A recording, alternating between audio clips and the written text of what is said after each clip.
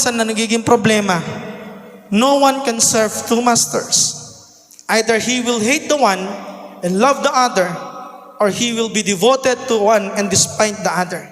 You cannot serve both God and money. Matthew chapter 6, verse 24. Dito madalas tayo nagkakaroon ng conflict. Dito madalas nagkakaroon tayo ng problema.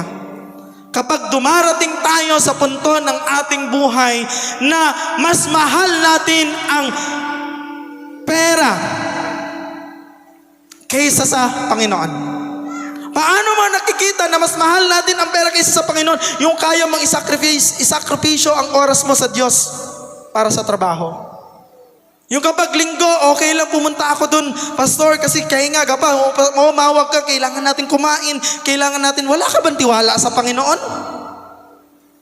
Wala ka bang tiwala sa Diyos na hindi ba niya kayang i-provide yung isang oras na pag-upo mo, yung 2 oras na pag-upo mo, hindi mo ba kayang pagkatiwalaan ng Diyos sa bagay na yon?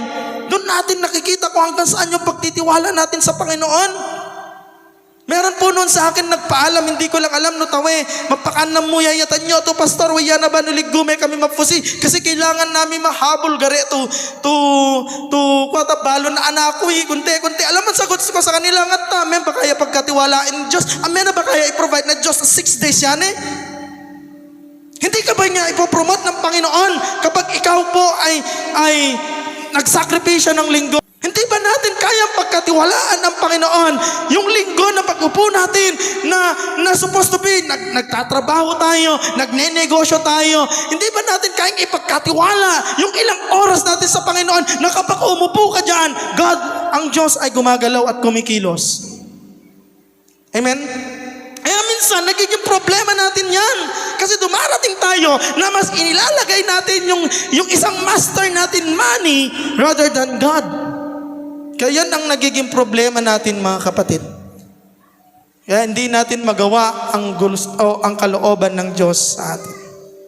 Amen? Ang tanong kapatid, ano po ang inyong priority? Who or what is your priority? Yan po, 2 lang po. Sabi ng Matthew kanina, 2 lang ang kailangan natin paglingkuran. 2 master ang kailangan natin paglingkuran. Saan tayo?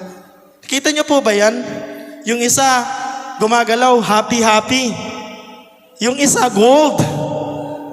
Yung isa, pera. Yung isa, heart, love life. Yung isa po, sa kabila ay ang Diyos. Sino po dyan? Ano po dyan ang inyong priority? Sabi po ng Proverbs chapter 3 verse 6, in everything you do, put God first, and He will direct you and crown your efforts with success. Amen. Sa lahat ng gagawin mo, unahin mo si Lord. Di ba? Matthew din yan eh. Pero yan ang Proverbs LB version po yan ha.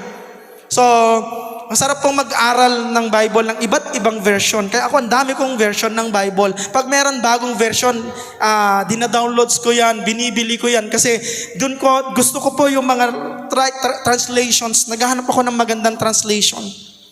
So, sabi po, in everything you do, put God first, and He will direct you and crown your effort with success. Ang sarap pong panghawakan ng salita ng Diyos. Na sa lahat daw ng gagawin mo, unahin mo si Lord at yung pagod mo, magkakaroon ng crown of success. Amen?